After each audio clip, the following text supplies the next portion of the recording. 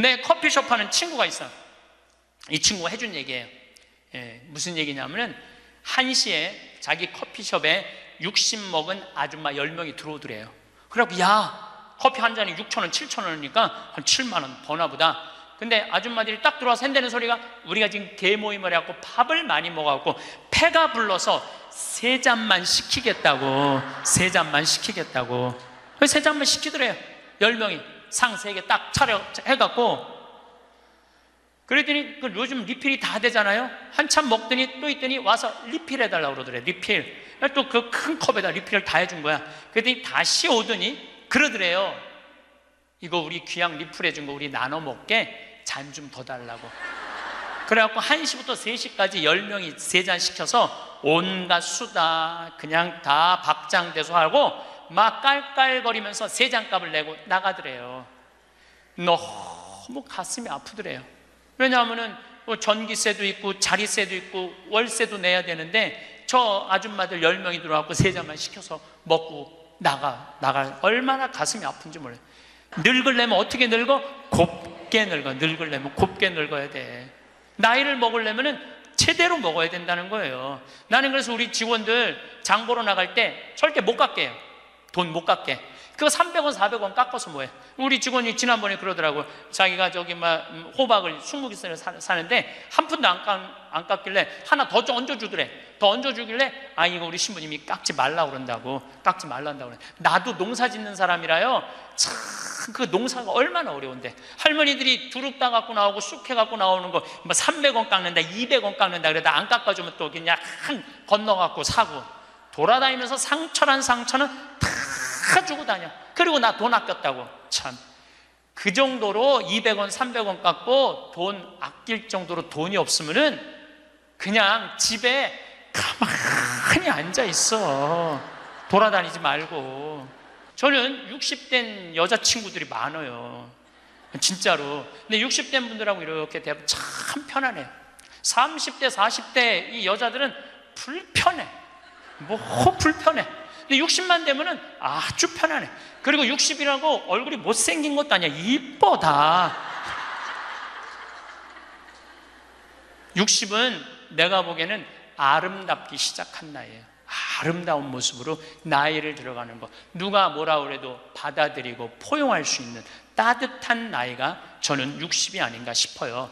여기 우리 할아버지들 많이 와서 앉아 계신데 여러분들 오늘 강의 다 까먹어도 좋아. 정말로 다 까먹어.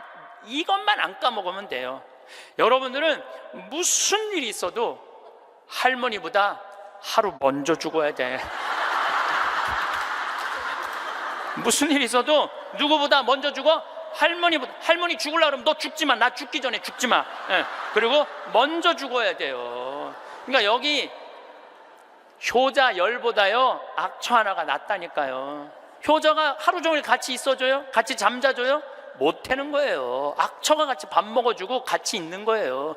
그러니까 여기 오늘 할아버지들은 제발 할머니들 가슴 아픈 일 하지 마세요. 그냥 마누라가 시키는 대로 하고 사세요. 머리 깎으라고 그러면 가서 머리 깎고 목욕하라면 목욕하고 내복 추우니까 내복 입으라면 내복 입고 내복 벗으라면 벗고 시키는 대로 하고 사세요. 시키는 대로. 근데 이 할머니가 1년 전에 돌아가신 거예요. 어떤 금술 좋은 할머니하고 할아버지하고 한 집에 살았어요. 근데 그날 오후 따라 할머니하고 할아버지하고 목욕을 깨끗하게 했어. 둘이서. 그리고 저녁을 맛있게 차려 먹었어. 그리고 저녁에 침대에 누웠는데 할머니가 옛날 생각이 나는 거야. 할아버지를 툭툭 치면서 여보 영감 이렇게 깨끗이 씻고 맛있게 먹고 이렇게 침대에 누우니까 우리 신혼 생각난다. 당신 생각나? 신혼 때 당신 이렇게 냉랭하지 않았어. 당신 신혼 때 잘 때 내 손 꼭 잡아주던 거 생각나 안 나? 딱 그런 거예요. 할아버지 가만히 생각해보니까 손을 잡아줘야 될 것 같은 거야. 그래서 할머니 손을 싹 잡았어요. 그랬더니 할머니가 여보 영감 당신이 내 손 잡아주니까 너무 행복하다. 근데 당신 생각나? 당신 신혼 때 이렇게 내 손 잡는 걸로 끝내지 않았어. 당신 잘 때마다 꼭 내버려 뽀뽀해 주던 거 생각나 안 나? 딱 그런 거예요. 생각해 보니까 뽀뽀도 해줘야 될 것 같은 거야. 그래서 할아버지가 할머니 손을 쫙 잡은 상태에서 고개를 돌려서 뽀뽀를 쭉 해줬어요. 근데 할머니가 너무 여보 영감, 당신이 내버려 뽀뽀해 주니까 나 새댁된 기분이야. 너무 행복하다. 여보 영감 너무 고마워. 근데 여보 영감, 당신 생각나? 당신 신혼 때 내버려 뽀뽀하는 걸로 끝내지 않았어. 당신 그 이로 내기 잘근잘근 애무해 주던 거 생각나 안 나? 딱 그런 거예요. 그랬더니 그때서 할아버지가 얼굴이 울그락불그락 하면서 확 이불을 내던지고 나가버린 거예요. 그래갖고 할머니가 여보 영감 어디가? 문 열고 나가는 할아버지한테, 그랬더니 할아버지가 딱 문지방에 서서 할머니를 딱 째려보고 이렇게 말을 했어요. 기다려, 이빨 갖고 올 테니까. 딱 그랬다는 거 아니에요. 이제 여러분들 노인들은요 부부밖에 없어요. 정말 부부가 귀하게 여겨야 되는 거예요. 황창현 신부님의 행복특강 지금 바로 시작하겠습니다. 영상이 마음에 드신다면 구독, 좋아요, 알림 설정 부탁드립니다. 마지막에 황창현 신부님이 직접 쓰신 글도 함께 들으시면 좋겠습니다. 내가 40이 돼서 제일 감사한 것 중에 하나가 미운 사람이 하나도 없는 거예요. 그리고 미운 사람이 없다 보니까 마음의 평화를 많이 찾게 되더라고요. 근데 문제는 마음에 안 드는 놈들은 너무 많아. 근데 여러분들 인생 살면서 모든 사람들이 마음에 들 수 있을까요? 그건 불가능해요. 왜 불가능하냐면은 보수가 있고 진보가 있고 또 정치에 관심이 있는 사람이 있고 정치에 관심이 없는 사람이 있고 환경에 관심이 있는 사람이 있고 인권에 관심이 있는 사람이 다 달라.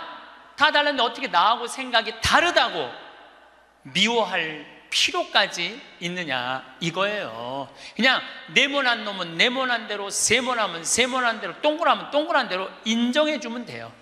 그리고 제가 40이 들어서 제일 감사한 것 중에 하나가 30대 때는 일일이 다 지적해주고 가르쳐야지 속이 편했는데 40대는 안 그래요. 왜 안 그러느냐면 귀찮아. 그런 거를 일일이 다 신경 쓴다는 것 자체가 귀찮아요. 그런 것까지 신경 쓰고 살 필요가 없는데 뭐하러 그렇게 세세한 것까지 관심을 갖고 사느냐 이거예요. 어제는 이제 수원 우리 내 두 번째 멘토 신부 성당에 가서 강의를 하게 됐는데 오늘 평화방송 한다고 좀 이렇게 마사지를 받으려고 그러는데 마사지 예약한 사람이 까먹고 집에 휴가를 가버렸다고 그러더라고요. 그래갖고 이제 직원을 바깥에서 내 운전하는 직원을 한 30분 정도 기다리는데 그 성균관대학, 수원에 성균관대학이 있는 데인데 그 수많은 젊은 여대생들이 확 지나가더라고요. 그런데 참 슬픈 건지 좋은 건지 모르겠는데 지나만 가지 얼굴이 안 보여. 눈이 이게 침침해 갖고요. 이쁜 여자가 안 보여. 이쁜 여자가. 그것도 한편으로는 참 좋다 그런 생각도 들더라고요. 근데 이제 30분을 내가 길에서 기다리다가 직원이 뭐 때문에 잘못돼 갖고 늦게 도착을 했는데 내가 딱 탔는데 우리 직원이 그러는 거예요. 지금 왜 신경질을 안 부리세요? 그러더라고요. 근데 부리고는 싶은데 기운이 없어. 신경질 부릴 기운이 없어. 그래서 나이를 먹는 게 좋은 면도 있구나. 사소한 것에 신경이 점점 멀어지는 참 좋은 것도 있구나 이런 생각이 들어요.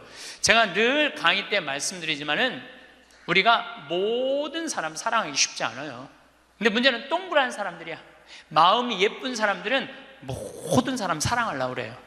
난 그 사람들이 제일 짜증나는 사람들이에요. 모두 사랑하려고 덤비는 사람들. 예수님은 모두 사랑하라고 그런 적이 없어요. 서로 사랑하라고 그랬죠. 언제 모두 사랑하라고 그랬어요. 여러분도 오늘 이후부터 서로 사랑하세요. 우리 인생에는 궁합이 맞는 사람이 있어요. 이거 아주 중요합니다. 나하고 궁합이 맞는 사람이 있어요. 저는 내 인생에 참 궁합 맞는 사람들이 많은 편인데 내 인생 가장 궁합 잘 맞았던 분은 2012년에 돌아가신 87세에 돌아가신 김창린 필립보 신부님이 나하고 궁합이 제일 잘 맞았던 신부님이에요. 근데 이 신부님은 내가 신학생 때 별명이 호랭이 신부님이에요. 호랭이 신부님. 호랭이 신부님인데 얼마나 무서웠느냐 하면은 미사 딱 시작, 문 딱 잠궜어요. 미사 시작하면은. 그리고 미사 때 움직이잖아요? 그 자리에서 쫓아냈어요. 나가라고. 미사 때 움직이면은. 조금도 떠드는 걸 못 보셨어. 조금만. 만약에 애가 뛰어다닌다 그럼 애 3살 4살도 욕을 바가지로 얻어먹어. 욕을. 그리고 그 엄마는 말할 것도 없고. 하면은 내가 그 신부님 철산성당 보좌 신부로 있을 때인데 미사를 하는데 꼬마가 저 앞에서부터 오는 거야. 모든 교우들이 얼음이 됐어요. 혼날 거 이제 시작이 되니까. 근데 신부님 딱 미사다 멈춘 거예요. 얘는 아무것도 모르고 막 3살 4살짜리가 오는 거야. 근데 딱 신부님이 입이 참 북한 분이라 거치세요. 이 애새끼 엄마 누구냐고. 나오라고. 이 거룩한 미사에 이렇게 애새끼를 막 놔두고 이 엄마 나오라고. 근데 진짜 중요한 거는 그 엄마가 끝까지 안 나왔다는 거야. 너무 무서우니까 못 나온 거야. 그래서 누가 데리고 나갔느냐면 미사 봉사자가 데리고 나간 거예요. 그래서 그 엄마 1년 동안 뭐라고 그랬냐면 저거 엄마이길 포기한 인간이라고. 저게 엄마냐고. 그만큼 무서웠어요. 이 신부님은 참 원칙적인 분이세요. 신앙에 애누리가 없는 분이에요. 그리고 내가 보좌 신부 때 이렇게 보면은 판공성사 이제 한참 하잖아요. 그럼 우리 그때는 신자가 14,000명이었어. 그러면은 고해성사를 주면은 신부님 고해 들어가면 혼이 나니까 신부님 고해소는 안 들어가는 거예요. 그 내 고해만 나가보면 막 신부님 없어. 그 신부님 기다리다가 딱 나와갖고 이리 와 소리를 질러요. 그럼 저 끝에 있는 사람들이 어쩔 수 없이 가. 신부님 고해소 들어가면 다시 이쪽에 와서 붙는 거야. 내 쪽에 와서. 그래서 내가 하루에 500명씩 성사를 준 적이 있어요. 하루에 500명씩. 그러니까 그렇게 성사를 많이 줘갖고 나중에는 어떤 보좌 신부 때 어떤 병에 걸렸는지 하도 이걸 많이 하다가 이제 한 번은 문을 열고 고해를 듣는데 대답이 없는 거야. 그래서 왜 고해를 안 하냐고 눈을 떠봤더니 내 침대에서 옆에 창문을 열고 이러고 있더라고요. 창문을 열고. 그렇게 무서운 신부님이었는데 참 편안했어요. 그래서 신부님 내가 평창의 성 필립보 신부님 본명이 필립보 김창림 필립보 신부님 나 생태마을 꾸미고 싶다고. 네가 한다면 내가 도와줄게. 그래갖고 신부님이 30억 평생 북한에서 넘어가고 학비 고생을 많이 하고 신학생들 장학금 한다고 신부님 모아둔 거 30억을 내놓으신 거예요. 근데 신부님이 이제 은퇴를 하셨어요. 마지막 11년 동안 내가 모시고 살았어요. 근데 한 번도 서로 큰 소리 얼굴 붉힌 적이 없어요. 그렇게 무서운 신부님인데 한 번도 얼굴을 붉힌 적이 없어요. 신부님하고 뭐 에피소드가 너무 많은데 신부님이 당신 성구가 서로 사랑하라야 내 성구 액자 너한테 줬는데 어디 있느냐고 2년을 괴롭히더라고요. 2년을. 나는 그런 거 본 적 없다. 이놈 새끼 내가 너한테 성구 줬는데 네가 내 걸 우습게 한다고 욕을 먹었는데 나중에 알고 보니까 신부님 그 철산성당 사무실에 있었던 거야. 근데 내가 그것 때문에 황당한 게 아니야. 서로 사랑하라는 성구를 내가 찾아서 우리 지금 생태마을에 걸어놨는데 참 기가 막혀요. 서로 사랑하라 그러는데 이렇게 그 뒤에 배경 그림이 뭔지 아세요? 호랑이 2마리가 서로 끌어안고 있는 거야. 한번 생태마을에 오시면 한번 보세요. 하여튼 호랑이. 그런데도 신부님하고 마지막까지 정말로 아버지 아들같이 잘 지냈어요.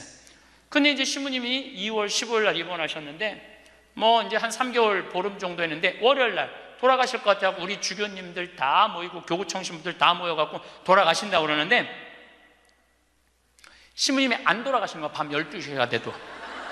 그러니까 뭐 주교님 뭐 황신부 있을 거지? 우리 각계 뭐 교구청의 신부들 우리 각계 다 가고 나만 있는. 돌아가시는 언제 돌아가시나 보는데 새벽 3시까지도 안 돌아가시네? 나는 다음날 강의 있는데 라고 신부님 하여튼 나 지금 바빠서 간다고 갔는데 이틀 지났는데 느낌이 이상해. 그래서 부관장 신부한테 네가 나머지 다 해라. 나 아무래도 신부님 돌아가실 것 같다. 그래서 이제 수원 빈센트 병원에 왔어요. 딱 왔는데 신부님이 이틀 동안 혼수 상태에 계시더라고. 그래서 내가 신부님 귀에다가 이렇게 말했어요. 신부님 이제 가셔라. 신부님 힘든데 신부님도 가셔야지. 신부님도 편안하고 나도 힘들어 죽겠다 왔다 갔다 그랬는데 신부님이 눈을 딱 뜨는 거예요. 얼마나 놀랬는지 몰라요. 죽으라고 그러는데 눈 뜨니까 얼마나 내가 놀래. 그랬더니 그 신부님 모시는 자매가 그러더라고요. 부부가 아유 저거 보라고 이틀 동안 그렇게 많은 신부님들이, 그렇게 많은 그 은인들이, 지인들이 와서 신부님 눈 뜨라고 그래도 눈 한 번 안 뜨더니 저 사랑하는 신부가 와서 신부님 이제 가시라고 그러니까 눈 뜨는 거 보라고. 신부님 매일 저를 위한 미사를 하셨거든요. 매일매일. 그래서 내가 이제 신부님한테 그랬죠. 신부님 평생에 내 바람막이 대주시고 나 행복하게 해줘서 너무너무 감사하다고. 나는 사제 생활은 정말로 반은 신부님 때문에 행복하게 살았다고. 여기 이제 내가 그날 다 오라고 그랬거든요. 신부님 지인들 다 눈 한번 마주치라고. 신부 눈 다 마주치시더라고요. 그러더니 나하고 딱 눈을 마주치시면서 돌아가시더라고요. 그래서 신부님이 내 품에서 돌아가셨어. 그러니까 신부님은 나하고 궁합이 맞은 거죠. 그래서 난 그분하고 평생 참 행복하게 살았어요. 여러분들도 마찬가지예요. 여러분들하고 궁합이 맞는 사람이 있어.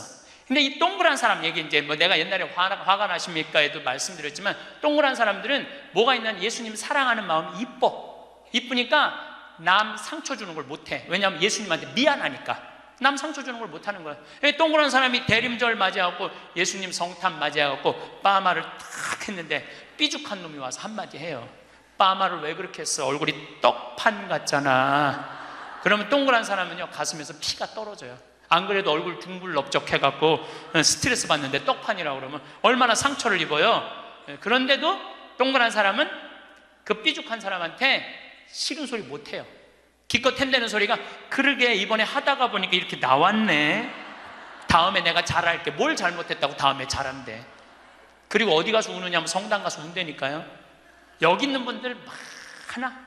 그런 분들, 동그란 분들 많아. 맨날 울면서 상처 입고.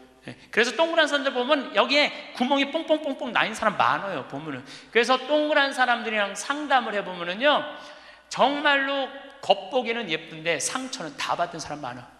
그러니까 동그란 사람은 삐죽한 놈 만나면 안 돼요.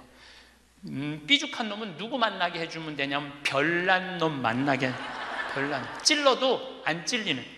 파마를 왜 그렇게 해서 얼굴 떡판 같잖아. 그럼 별난 사람은 뭐라고 그러느냐면은 너나 잘하고 다녀. 너나 남 챙겨내지 말고. 그럼 이 사람 상처 안 입어요. 상처 안 입는데 동그란 사람들이 상처를 입는다니까. 그래서 여러분들은 지금 50, 60 되신 분들, 여러분들 앞으로도 50년, 60년 인생 더 살아야 돼요. 미운 사람이랑 뭐하러 힘들게 가요? 내가 마음에 드는 사람, 좋은 사람이랑 가셔야죠.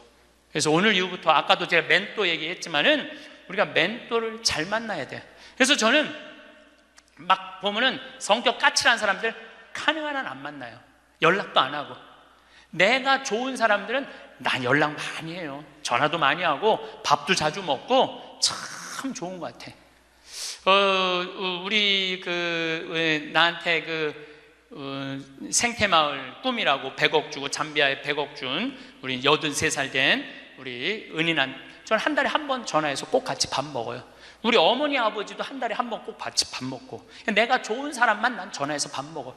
굳이 삐죽한 애 전화해갖고 내가 예수 그리스도의 이름으로 저 사람을 사랑하고야 말리라. 난 안 그런다 이거야. 그래서 40 부록이 되면서 유혹도 흔들림도 의심도 별로 없어진 것에 대해서 너무너무 감사하다는 거죠. 50이 지천명이야. 50이 지천명. 50이 되면은 뭐 해야 되느냐면 하늘의 뜻을 아는 나이야. 49까지는 세상에 관심이 많았다면 50부터는 어디에 관심이 많아야 돼? 하늘나라에 관심이 많아야 돼. 여러분들은 49까지는 세상에 속해서 살았어. 세상 일을 많이 하고 살았어요. 그럼 50부터는 이제 내가 이제 어디 갈 거야? 하늘나라 갈 거 아니야 이제? 이제는 갈 날이 점점 다가오잖아요. 그러면 하느님의 뜻을 알라고 해야 되지 않아요? 하느님의 뜻을. 제가 미사 기도문 중에 너무 좋아하는 기도문이 있어요.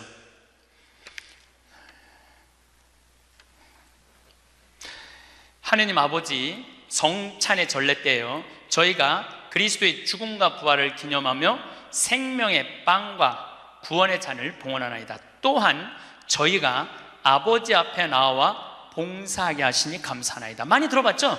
또한 저희가 아버지 앞에 나와 봉사하게 하시니 감사하나이다. 저는 반장, 부반장, 줄반장도 해봤던 적이 없어요. 우등상도 타봤던 적이 없어요. 내 평생에 1등이라는 건 한 번도 해본 적이 없어요. 1등이라는 건 한 번도 해본 적이 없어요.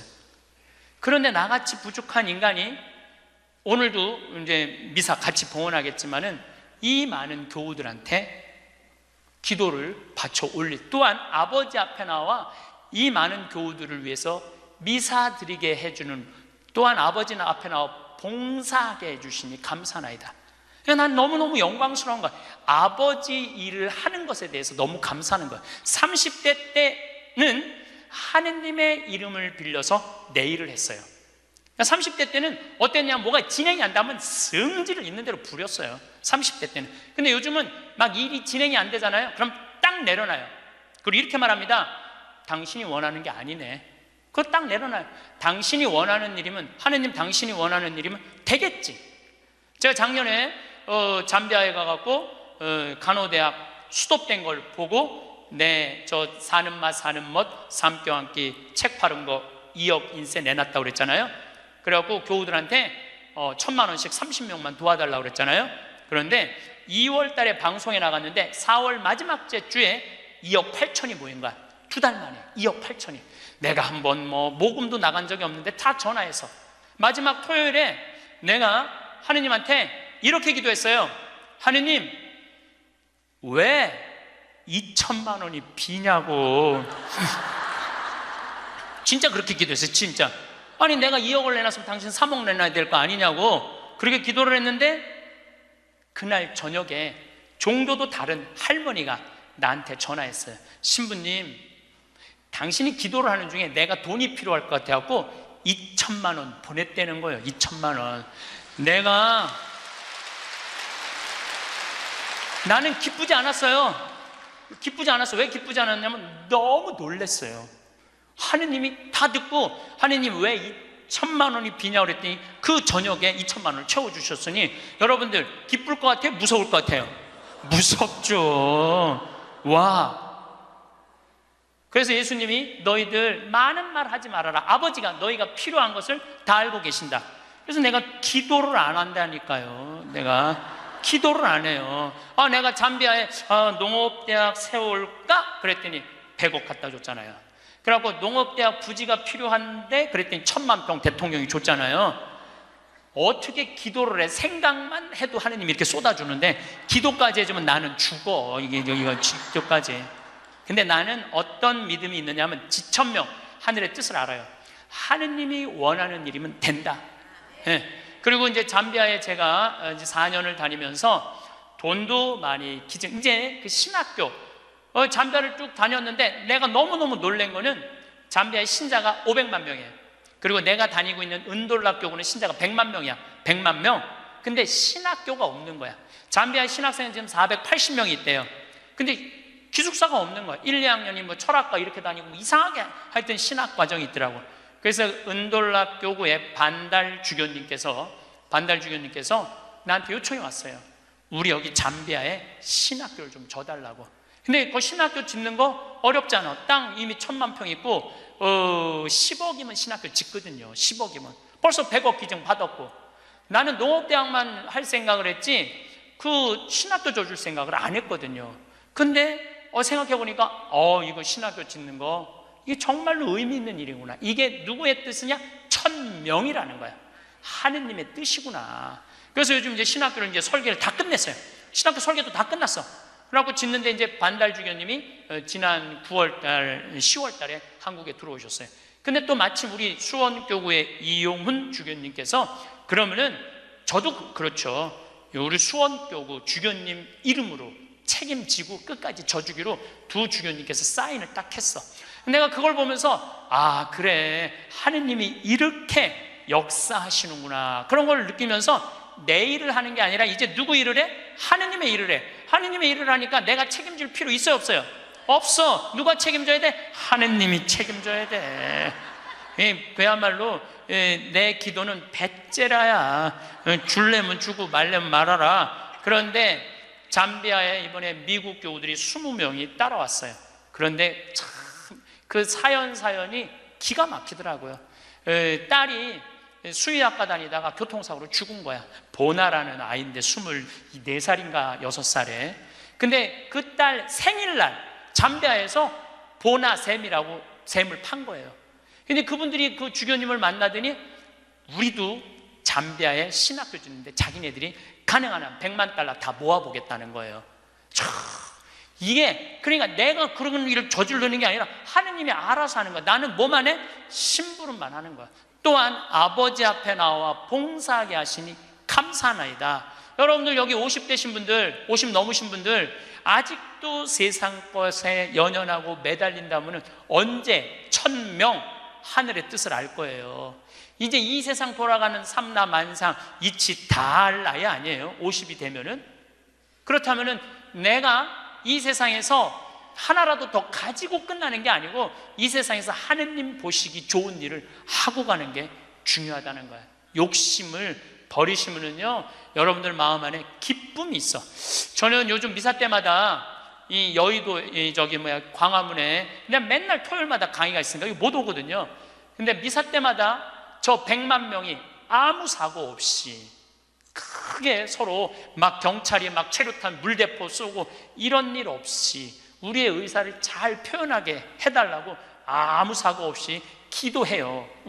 우리나라 평화를 위해서. 내가 우리나라 평화를 위해서 미사일 지향을 내가 드릴 수 있는 사제가 된다는 거 너무 감사하더라고요. 그래서 여러분들도 하느님 아버지 내가 구역장으로 봉사하게 하시니 감사하나이다. 하느님 아버지 내가 성모회장으로 봉사하게 하시니 감사하나이다. 하느님 아버지 내가 반장으로 봉사하게 하시니 감사하나이다. 이렇게 기도해야 돼. 근데 50이 돼갖고 기껏 텐대는 소리가 하느님 이번에 프레스티움 단장 안 하게 해주시니 감사하나이다. 이러면 안 된다는 거예요. 62순이라고 그래. 62순. 이순이라는 건 뭐냐면 60이 되면 귀가 편안해야 되는 나이에요.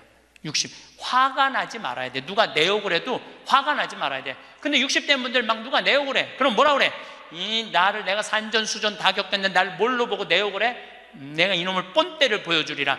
이때부터는 나이를 헛먹는 거예요.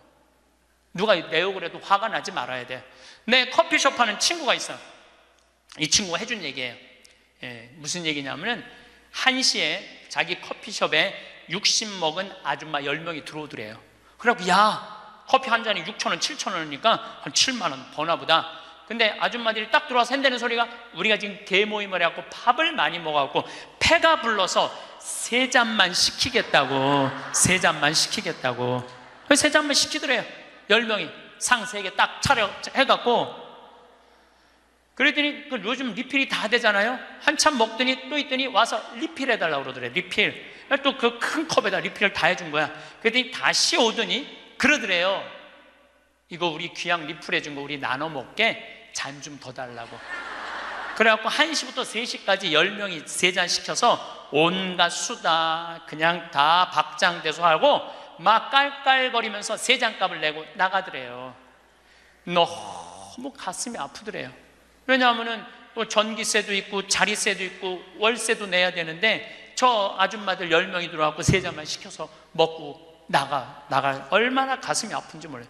여러분들 돈이 없으면은 막심 골드 그 150원이야. 스틱 커피 그거 10개 사면 1,500원이야. 그럼 보온병 사다가 종이컵 사다가 종이컵 안 되지만은 그냥 그 앞에 공원이거든. 그거 먹으면 되지. 왜 그 남의 상처를 이걸 뭐라고 하냐면은 나이값도 못한다고 그러는 거야. 늙으려면 어떻게 늙어? 곱게 늙어. 늙으려면 곱게 늙어야 돼. 나이를 먹으려면은 제대로 먹어야 된다는 거예요. 나는 그래서 우리 직원들 장 보러 나갈 때 절대 못 갖게 해요. 돈 못 갖게. 그거 300원, 400원 깎아서 뭐해? 우리 직원이 지난번에 그러더라고. 자기가 저기 막 호박을 20개 사는데 한 푼도 안 깎길래 하나 더 얹어주더래. 더 얹어주길래 아, 이거 우리 신부님이 깎지 말라고 그런다고. 깎지 말란다고 그래. 나도 농사 짓는 사람이라요. 참 그 농사가 얼마나 어려운데. 할머니들이 두릅 따 갖고 나오고 쑥해 갖고 나오는 거 뭐 300원 깎는다, 200원 깎는다 그러다 안 깎아주면 또 그냥 건너 갖고 사고, 돌아다니면서 상처는 다 주고 다녀. 그리고 나 돈 아꼈다고. 참, 그 정도로 200원, 300원 깎고 돈 아낄 정도로 돈이 없으면은 그냥 집에 가만히 앉아 있어. 돌아다니지 말고. 예. 그래서 나이값을 해야 된다는 거예요. 나이값. 늙으려면 어떻게 늙어? 곱게 늙어야 돼. 늙으려면. 그리고 60이 되면은 이순이라는 게 뭐냐면은 누가 내 욕을 해도 화가 나지 말아야 되는 것뿐만 아니라 이해 안 되는 게 없어야 돼요. 삼라만상 우주, 아까 1000명이라고 그랬잖아요. 1000명 안에는 우주 만물의 조화까지 다 알아야 돼. 그 60이 되면은 이해 안 되는 게 없어야 돼. 내가 60대 신분 중에 너무너무 멋있는 분 한 분을 알고 계세요. 난 그분 지금 얼굴도 본 적이 없는 분이에요. 얼굴도 본 적이 없는데 이분이 얼마나 멋있느냐 하면은 성모회장이래, 어느 성당에. 근데 내 후배 신부 중에 하나가 5년 전에 옷을 벗었어요. 신학교 때 내가 굉장히 예뻐했던 아이인데 자기 기쁘지 않대. 사제로서 기쁘지 않대. 사제로서 기쁘지 않으니까 미사를 드릴 수가 없는 거예요. 그거 여자 문제보다도 더 고통스러운 거예요. 내가 사제로서 기쁘지 않아. 그래서 나는 더 이상 제사를 드릴 수 없다. 그래서 옷을 벗고 나간 거야. 이 신부님 혼자 쭉 사는 거죠. 근데 그 본당 신부였을 때 성모회장님이었대. 성모회장님이었는데 이 신부님이 5년 동안 혼자 사는 걸 알고 딸이 36인가 37이래. 딸한테 그랬대요. 너 그 신부님 알지? 알고 있대. 근데 그 신부 옷 벗은 거 알지? 알고 있대. 근데 너 지금 시집도 안 가고 혼자 사니? 이렇게 허송세월 보내지 말고 신부님 외롭고 힘든데 너 신부님한테 시집이나 가서 밥도 해주고 빨래도 해주고 의지가지 하면 어떻겠느냐? 그 성모회장님 남편도 설득했대. 당신 저 본당 신부님 있을 때 저런 사이 하나 있으면 좋겠다고 그러지 않았느냐고. 저 사이 사보면 되지 않겠느냐고 남편도 설득하고 남편도 좋다고 그랬대. 그래갖고 이번 3월 신부님한테 찾아간 거야. 내 딸 줄 테니까 신부님 혼자 외롭게 살지 말고 내 딸 이제 데리고 같이 살았으면 좋겠다고. 그래서 이번 3월 달에 결혼을 시킨 거야. 60이 되려면 그 정도는 돼야지. 60이 되려면 그 정도는 돼야지. 신부님도 옷 벗고 나가면 내가 저 신부님 더럽다고, 저 신부님 저럴 수 있느냐고, 내가 그렇게 안 봤는데 욕이나 하고 돌이나 던지고, 그건 나이를 헛먹는 거예요. 그 신부는 얼마나 힘들었겠어. 인생 살면서 자기 맞지도 않는 옷 입고 이러지도 못하고 저러지도 못하고 부모님 상처 줄까 봐 옷도 못 벗고 얼마나 힘들겠어. 그 정도 이해는 돼야지. 60이 돼갖고 옷 벗고 나가면 나는 이해가 안 되네. 저 신부님 왜 옷을 벗고 나갔을까. 그래서 60이라는 건요 정말 아름답기 시작한 나이에요. 저는 60된 여자친구들이 많아요. 진짜로. 근데 60된 분들하고 이렇게 대하면 참 편안해요. 30대, 40대 이 여자들은 불편해. 불편해. 근데 60만 되면은 아주 편안해. 그리고 60이라고 얼굴이 못생긴 것도 아니야. 이뻐 다. 60은 내가 보기에는 아름답기 시작한 나이에요. 아름다운 모습으로 나이를 들어가는 것. 누가 뭐라 그래도 받아들이고 포용할 수 있는 따뜻한 나이가 저는 60이 아닌가 싶어요. 70이 종심소욕 불육이라고 그래요. 뭐라고 하면 70이면 마음을 따른, 욕구가 일어나는 마음을 따라도 법에 어긋남이 없는 나이야. 그러니까 내가 한 70 넘은 분이 내가 욕심껏 행동을 해도 그게 법에 어긋나지 말아야 돼. 다시 말해서 좀 쉽게 얘기하면 우리 천주교 교우들 알아듣기 쉽게 말하면 70에 내가 하는 행동이 하느님이 하는 행동하고 똑같아야 돼. 70은. 근데 70된 할머니들 막 잔치집에 갔는데 그냥 부친 게 맛있다고 꼬쟁이에 그 집에 뭐 부친 게 남든 뭐 모자라든 상관하지 않고 꼬쟁이에 싸갖고 막 그게 이제 늙으려면 곱게 늙으려는 거예요. 그러면 안 된다는 거예요. 70. 그 분류구라는 게 뭐냐면 자야, 자. 예. 자가 넘침이 없는 거, 넘침이 없는 거. 우리 요셉 성인을 의인이라고 그러죠? 왜 의인이라고 그러는지 아세요? 목수들은 자가 생명이에요. 그래서 길이가 정확해야 돼. 그래서 목수들은 재판할 때도 누구를 불러냐? 목수를 불러요. 목수를 불러갖고 이 사람이 정확하게 계산한 거냐? 누가 다 계산해줘? 목수들이 계산해줘서 그 의인이야, 의인. 그러니까 어긋남이 없는 거야, 어긋남이. 70이 되면은. 근데 70이 됐는데도 불구하고 욕심을 부리고. 난 70된 할머니들 싸우는 거 많이 봤어요. 싸우는 거 많이 봤어요. 우리 생태마을에 노인대학이 많이 오거든요. 그리고 우리 이제 항아리가 거의 1000개 정도 돼요. 항아리가 1000개 정도 되는데 항아리는 열어보면 안 돼요. 그러니까 이제 노인 할머니 한 분이, 내가 들은 얘기야. 할머니 한 분이 와갖고 그 문을 이렇게 걸어두거든요. 근데 문을 열고 들어가더래. 그 항아리 있는 대로. 그래서 봉사자가 할머니 거기 들어가시면 안 돼요. 들은 척도 안 하고 들어가더래. 거기를. 그러더니 이제 항아리를 하나하나 보더래. 그래서 할머니 그 항아리 열어보면 안 돼. 들은 척도 안 하고 항아리를 고무 밴드를 벗기더래. 할머니 그 찍어 먹으면 안 돼. 들은 척도 안 하고 찍어. 그 항아리 하나 200만 원인데 300만 원인데 그거 하나 저기 막 거기에 부대기 생기면 누가 책임질 건데. 예. 그래서 우리가 나이를 먹어가면 먹어갈수록 상식이 가득 차야 돼요. 나이가 먹을수록 어린아이가 돼가는 경우가 참 많아요. 근데 공자님이 73살까지 살다가 죽었어. 무슨 얘기냐면은 천지가 80이 넘게 사는데 70까지만 얘기를 하고 죽은 거야. 공자님이 80은 어떻게 살으라고. 그래서 내가 80을 내가 생각을 해봤어요. 80은 뭐 해야 되는 나이냐면은 생생지심의 나이예요. 생생지심. 생생지심이라는 게 뭐냐면은 생명을 사랑하는 나이야. 80은 생명을 사랑하는 나이. 80까지 살면은 여러분들 감사하지 않아요? 감사하죠?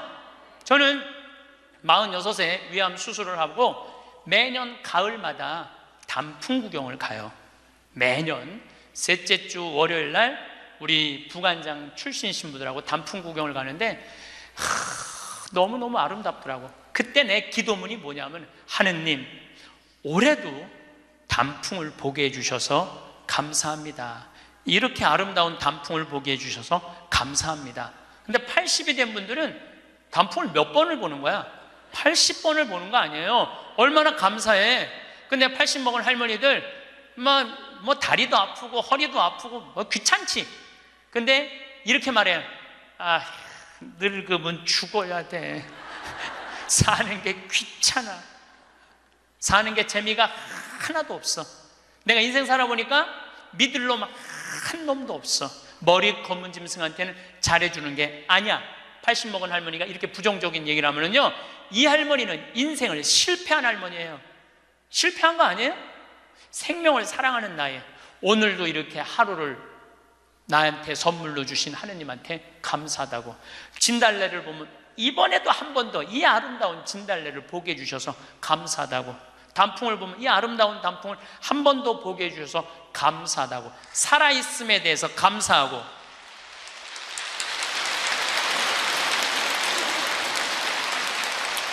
생명에 대해서 사랑하는 마음.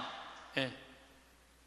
저는 우리 요즘 대리임 때 우리 직원들 마니또를 해요. 작년에 느닷없이 마니또를 하자고 그러더라고요. 그래서 이제 쭉 뽑았어. 우리 직원이 40명인데 나는 이제 60 먹은 형제가 뽑혔어요. 근데 한 달 동안 그 형제만을 위해서 기도한다는 게 좀 그렇더라고요. 왜냐하면 내가 40명의 목자인데, 그래서 내가 매일 한 명씩 이름을 부어서 묵주기도 5단을 해줬어요. 나는 어떤 신념이 있느냐면 하루에 묵주기도 기도 5단 이상 하면 안 된다는 신념이 있어요. 5단도 힘들어 죽겠는데 막 20단 30단 하는 사람들 보면은 놀라워. 뭐 한다고 20단 30단씩이나 해. 하루에 5단 이상 하면 안 된다는 신념이 있어요. 그런데 날짜는 30일인데 직원은 40명이잖아요. 그러니까 5단은 무조건 선물로 줘야 될 거 아니야. 하루에 10단을 하게 되더라고요. 그런데 하루가 너무 충만한 거야. 막 10단을 하니까 더 충만한 거야. 이거 봐라. 이 남을 위해서 기도하는 게 참 좋으네. 너무 좋더라고, 기도하는 게. 1월 달에 딱 되고 나는데 우리 어머니 아버지 막내 세연이라고 이제 증손녀가 태어났는데 23명이야. 매일 한 명씩 묵주기도 5단을 했어요. 2월 달에는 내가 이제까지 살아오면서 나하고 사이 좋았는데 죽은 사람들 위해서 묵주기도 5단. 여러분들 여기 화랑에 작년 12월 14일 날 내 친구 신부 김순겸 사도 요한 신부가 모잠비크에서 선교사 하다가 죽었어, 교통사고로. 근데 그 신부가 그림 그린 거 여기 지금 전시해요. 난 그렇게 그림 잘 그리는지 몰랐어. 지금 아까 내려왔다 왔는데 너무 그림 잘 그리더라고. 우리 순겸이 신부, 성모님이 너무 사랑하지만 천당 가게 해달라 그러고, 또 안토니오 신부, 여러 신부들, 또 내가 글라라, 여러 하여튼 죽은 사람들 한 달 동안 기도해 주니까 기분이 내가 너무 좋더라고. 그래서 올해 3월 달부터는 이제까지 어려서부터 지금까지 나한테 잘해줬던 사람을 위해서 묵주기도를 맨날 해요. 그러나 한 메시지 보내요. 내가 너 위해서 오늘 묵주기도 했다고. 알아야 될 거 아니야. 내가 그렇게 힘들게 묵주기도 5단 했는데 알아야 될 거 아니야. 근데 다 못했어요. 신부님 미운 사람 없어요? 여러분들, 내 가슴이 얼마나 넓다고 미운 놈까지 다 고이 간직해야 돼? 그렇지 않아요? 여러분들, 미운 사람 꼭 가슴에 간직해야 돼요? 미운 사람 빨리 빼버리세요. 그리고 어떤 사람만 간직하면 돼? 좋은 사람, 소중한 사람만 하면은 그러게도 우리 인생은 벅차요. 내가 6.25 전쟁 똥구멍이 찢어지게 가난할 때 그때 내 돈 떼어먹고 도망간 놈, 내 상처 준 놈 그냥 기억할 필요가 뭐가 있냐 이거예요. 80이 돼서 이제까지 큰 사고 없이 6.25 넘어오고 그 힘든 거 다 넘어와서 지금 살면은 오늘 하루 밥 세 끼 먹으면 감사하면 돼요. 그래서 80 되신 분들은 입에서 뭐가 나와야 돼? 감사가 나와야 돼. 제가 자신 껴안기라는 주제로 이야기를 이제까지 했습니다. 여러분들, 나 자신을 껴안을 줄 알아야지, 잘 살아요. 잘 살아야지 잘 죽을 수가 있어요. 그래서 15에 지우학하고, 30에 립하고, 40에 부록하고, 50에 지천명하고, 60에 이순하고, 70에 불류구하고, 80에 생생지심의 단계에 내가 갔는가? 이걸 물어보자는 거예요. 나는 지금 어떤 단계인가? 나는 뜻도 안 세운 거 아닌가? 뜻도 안 세우고 공부도 안 하고 또 내가 섰다면은 어떻게 살아가야 될 것인가? 쓴 사람으로서. 나는 정말로 욕심 없이 유혹받지 않고 악의 유혹을 받지 않고 정직하게 살아가는, 주님 보시기에 좋게 살아갔는가? 그리고 하늘의 뜻은 내가 알고 있는가? 하늘의 뜻은. 그리고 마음이 평화롭게 이순하고 있는가? 내가 하는 행동이 하느님이 하는 행동하고 똑같은가? 그리고 생명을 사랑하는 나인가? 그걸 알아야 돼. 그러면은 그런 정도의 사람이 되려고 그러면 공부해야 돼. 신부님, 저는요 신학교 공부했죠, 환경공학 공부했죠, 그 다음에 글 공부했어요. 그래서 저는 한국문인 회원이고 국제 팬클럽 회원이에요. 물론 우리 가톨릭 문인 회원이에요. 그래서 글 쓰는 공부 많이 했어요. 제가 잘났다는 게 아니고 끊임없이 공부하는 걸 게을리하면 안 돼요. 저는 요즘 무슨 공부를 하느냐면 성서 공부를 하고 있어요. 안병철 신부님 사도행전 강의 참 열심히 들어요. 최승종 신부님 강의 참 좋아요. 끊임없이 들어요. 요즘 사도 바울에 대해서 공부 많이 해요. 정말로 재밌더라고요. 사도 바오로 보통뿐이 아니야. 사도 바오로가 예수님이 30년에 돌아가셨는데 사도 바오로는 35살에 개종을 해요. 5년 동안 천주교 신자를 얼마나 많이 박해했는지 몰라. 5년 동안 집집마다 다니면서 잡아 감옥에다 가뒀어요. 집집마다. 스테파노 죽일 때 옷 들고 있었고, 그리고 다마스커스로 가다가 말에서 떨어지죠. 예수님이 사울아 사울아 왜 나를 박해하느냐. 그리고 35년서부터 45년까지 10년 동안 돌을 닦아요. 돌을. 그리고 바오로 사도는 안티오키아 교회를 바르나바 사도하고 세우면서 46년부터 1차 선교, 2차 선교, 3차 선교, 4차 마지막 로마까지 가는, 그래갖고 64년에 죽어요. 그러니까 거의 60살 정도, 30년 동안 하느님 일 하다가 죽어. 33년 정확하게 33년. 내가 신학교 때 이런 거 몰랐어요. 요즘 공부하면서 알아. 공부하면서 너무 재밌더라고. 신부님은 팔자가 좋아갖고 대학 다니고 싶으면 대학 다니고, 대학원 다니고 싶으면 대학 다니고, 그 다음에 무슨 교수한테 글 배우고 싶으면 글 배우고. 신부님 팔자가 좋죠. 여러분들, 내가 팔자가 좋은 게 아니에요. 여러분들도 얼마든지 배울 수가 있어. 내가 지금 왜 이 핸드폰을 들고 왔다 갔다 하느냐면은 여기에 대학이 들어있어요. 여기 유튜브를 통해서 모든 교수들 강의를 다 들을 수 있어요. 주옥 같은 강의가 다 들어있어요. 역사를 배우고 싶으면 역사를 치면 나오고, 철학을 배우고 싶으면 철학을 나오고, 성서를 치면 성서가 나오고, 그냥 너무너무 많아. 여기 이 휴대폰에 이거 맨날 메시지하고 전화 받는 걸로 하지 말고, 신부님 이거 어떻게 찾아요? 손자들한테 해달라고 그래. 손자들한테 이렇게 얘기하세요. 그게 손자들 교육이에요.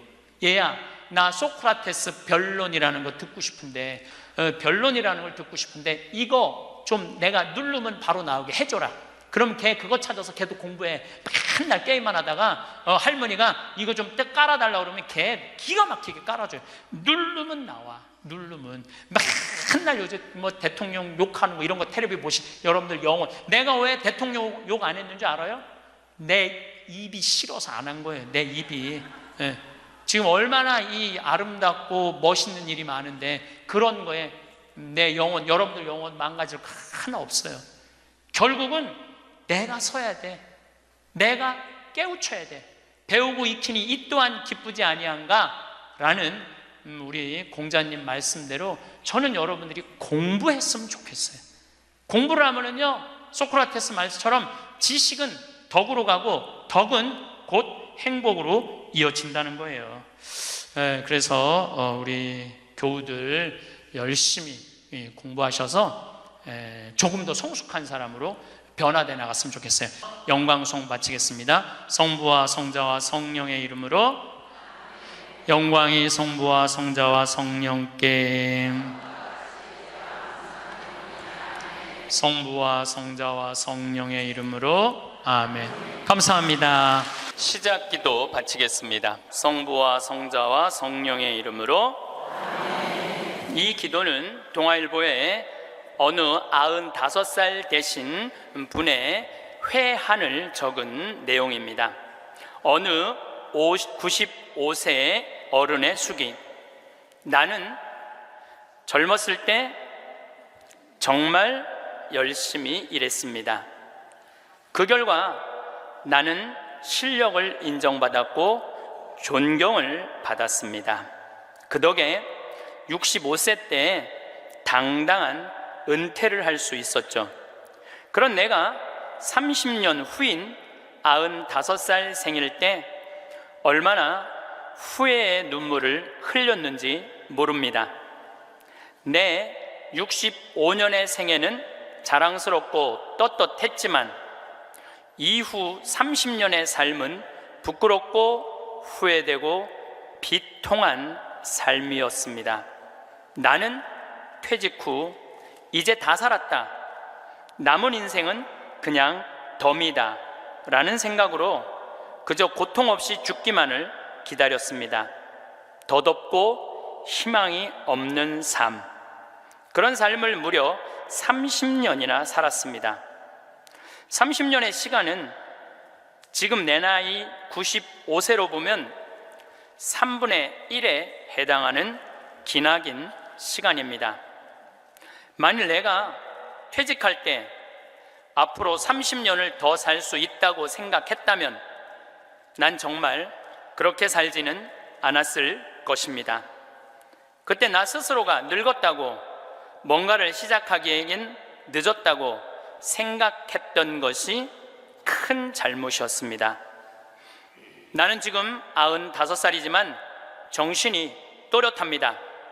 앞으로 10년, 20년을 더 살지 모릅니다. 이제 나는 하고 싶었던 어학 공부를 시작하려 합니다. 그 이유는 단 한 가지. 10년 후에 맞이하게 될 105번째 생일날, 95살 때 왜 아무것도 시작하지 않았는지 후회하지 않기 위해서입니다. 성부와 성자와 성령의 이름으로 아멘. 우리가 죽는 날만 기다리는 사람은 사는 게 재미가 하나도 없어요. 죽는 날만 기다리는 사람은. 이분은 65살에 은퇴하고 나는 죽는 날을 이제 죽을 거야. 그리고 몇 년 동안 죽는 날을 기다렸느냐면 30년 동안 죽는 날을 기다린 거야. 95살까지. 그러니까 30년 동안 돌아보니까 그 30년이 너무나 멀쩡했거든. 그 너무 아까워. 30년이. 내가 죽는 날만 기다리지 말고 65살서부터 95살 때까지 정말로 먹고 마시고 놀았다면 얼마나 행복했겠어요. 근데 이분은 그러지 못했던 거예요. 늘 드리는 말씀이지만 이제 60 되신 분들은 100살까지 삽니다. 60 되신 분들은 40년 남았어요. 50 되신 분들은 110살 삽니다. 내가 51인데 내가 몇 년 남았느냐면 59년 남았어요. 내가 59년. 이제까지 산 것도 아니에요. 40살들은 120살까지 살 겁니다. 그제 여러분들 먹는 당뇨병 안에, 그 약 안에 기가 막힌 좋은 물질이 있대요. 당뇨병 안에. 그래서 그 약을 잘만 이제 컨트롤하면, 그 약을 잘 먹으면 120살까지 사는데 별 문제가 없다는 거예요. 러시아에서는 노화 물질을 느리게 하는 약을 개발해 낸 거예요. 그래서 이 약을 먹으면 70살이 돼도 안 늙는 거야. 70살이 돼도 20살 같이 몸매가 좋고 피부도 좋다는 거예요. 이제 이 약을 먹기 시작하면은, 제가 아까 말씀드렸듯이 세상은 완전히 새로운 세상이 펼쳐지고 있는 거예요. 그래서 미래 학자들이 앞으로는 애를 몇 살에 낳는 게 가장 합리적이냐면은 70살에 낳는 게 가장 합리적이라는 거예요. 70살에 애를 낳는 게. 그런데 저는 여기에 전적으로 동의합니다. 여기 지금 7, 80 되신 분들 다 20살에 시집 가셔서 애 낳고 살았을 거예요. 그럼 생각을 해봐요. 20살에 애 낳고 행복한 거냐? 애 한 살 때 행복하고 그 다음부터 자식 때문에 평생 속 새까맣게 끓고 사는 거예요. 여기 있는 분들 말을 안 해서 그렇지 얘기해보면은요, 지금 평생 자식 때문에 속 썩고 사는 분들 많을 거예요. 생각을 해봐요. 내가 100살까지 살면은 20살부터 100살까지 80년 동안 자식 때문에 속 썩고 사는 게 나아요? 아니면은 늙음하게 70에 나가고 한 30년 보다가 죽는 게 나아요? 어느 게 나아요? 어느 게 나아요? 늙음하게 자식 보다가 죽는 게 훨씬 나은 거예요. 저는 그래서 70에 애 낳는 게 좋다고 생각이 들어요. 70에 애 낳는 게. 4년 전에 우리나라가 100살 이상이 1,800명이었어요. 여자가 1,700명, 남자가 100명이에요. 100명. 여자들이요 안 죽어요. 여자들이 이상하게. 그런데 작년에 우리나라가 100살 이상이 몇 명이냐면은 15,000명이에요. 15,000명. 이제는 제가 보기엔 총알같이 이제 100살 이상이 50만 명, 100만 명 시대도 온다는 거예요. 100살 이상이. 근데 80살까지는 괜찮아요. 오래는 데도 있고 갈 때도 있고. 근데 80살이 넘으면은 갈 때도 없고 올 때도 없어요. 80살이 넘으면은. 그러니까 80살 넘는 분들 대부분은 어떻게 사느냐 하면은 뒷방에 앉아갖고 하루 종일 앉아있는 거. 뒷방에 앉아갖고. 그럼 뒷방에 하루 종일 앉아있는 분들 웃을 것 같아? 안 웃을 것 같아요? 안 웃어요. 웃을 일이 있어요. 혼자 하하하 하고 뭐 방에서 뭐 하고 그렇게 웃어요? 안 웃어요. 그러니까 하루 종일 한 번도 안 웃는 건 문제도 아니야. 일주일 내내 한 번도 안 웃어. 일주일 내내 한 번도 안 웃는 건 문제도 아니야. 80살에서부터 90살까지 10년 동안 한 번도 안 웃고 사는 할머니들 많아요. 그런 할머니들은 90살 때 보면 얼굴이 어떤 줄 알아요? 이러고 산다니까. 그러면은 80살 넘어서서 웃고 살려면 어떻게 해야 되느냐? 해만 뜨면 집을 나가야 돼요. 해만 뜨면 집을 나가야 돼요. 해만 뜨면 집을 나가서 경복궁을 가든 덕수궁을 가든 창덕궁을 가든 온양온천을 가든 파리를 가든 뉴욕을 가든 어디야 이 이스라엘을 가든 돌아다녀야 돼. 이렇게 돌아다닐 수 있을 때까지 돌아다니는 할머니들은 죽을 때 어떻게 죽는지 알아요? 지쳐서 죽는다니까. 지쳐서. 95살 때쯤에 나는 힘들어서 도저히 못 살겠다, 나는 이제 죽어야 되겠다 라고 지쳐서 죽는다니까. 죽을 땐 지쳐서 죽어야 돼요.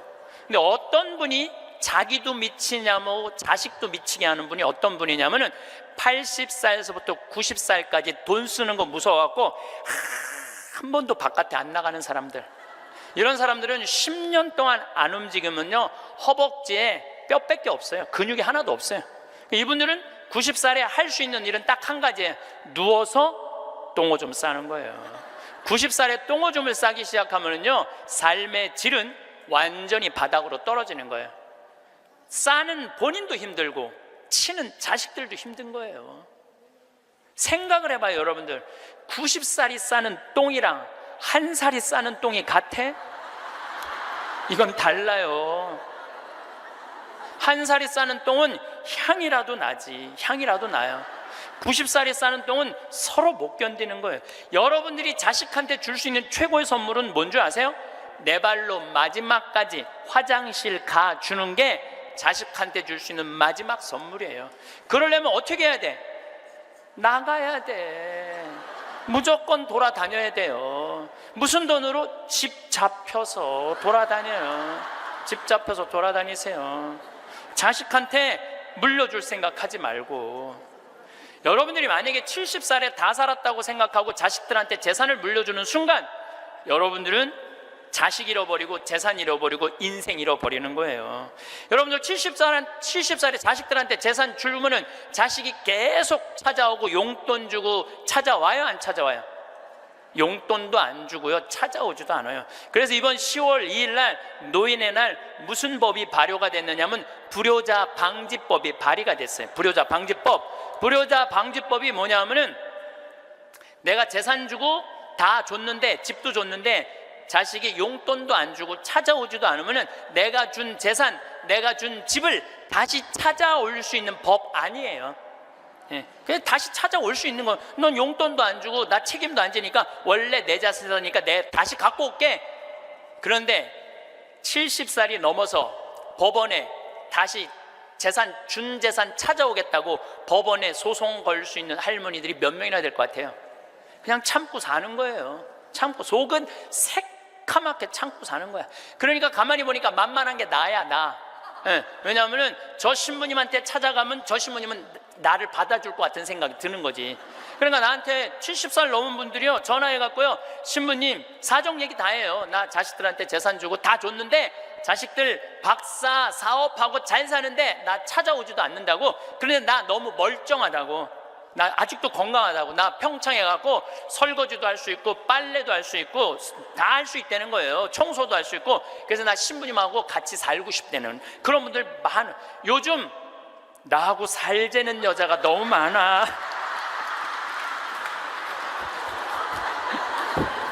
1년에 500명도 더 되는 것 같아.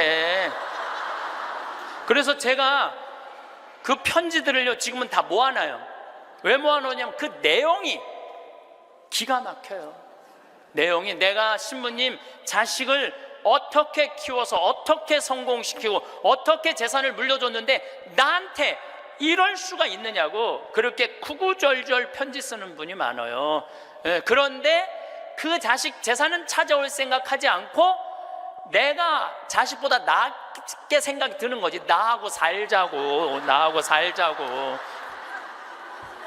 내가 직접 받은 전화인데 85살 된 할머니예요. 85살 됐는데 70에 아들이 그러더래요. 어머니, 나 이제 어머니 어차피 모셔야 되고 어머니도 이제 나하고 같이 살아야 되지 않느냐. 그러니까 나 5천만 원 있고 어머니 3억 있는데 그 돈 나한테 주면은 내가 아파트 분양 받아서 어머니 모시고 살겠다고. 자기는 5천만 원 투자하고 엄마는 3억 투자하고 자기가 모시고 살겠다고. 자기가 들어가서 사는 건데 말은 자기가 모시고 산다고. 근데 이 할머니가 이런 생각이 들었대요. 내가 살면 얼마나 사나? 아들이 아파트 얻겠다는데, 그래서 그 3억을 주고 들어가서 살기 시작했대요. 여러분들, 나이를 먹어서 자식이 내 집에 들어와서 사는 거랑 내가 자식 집에 들어가서 사는 거는 하늘과 땅 차이예요. 하늘과 땅 차이예요. 만약에 자식이 들어와서 사는데 마음에 안 들잖아요? 나가라고 그러면 돼.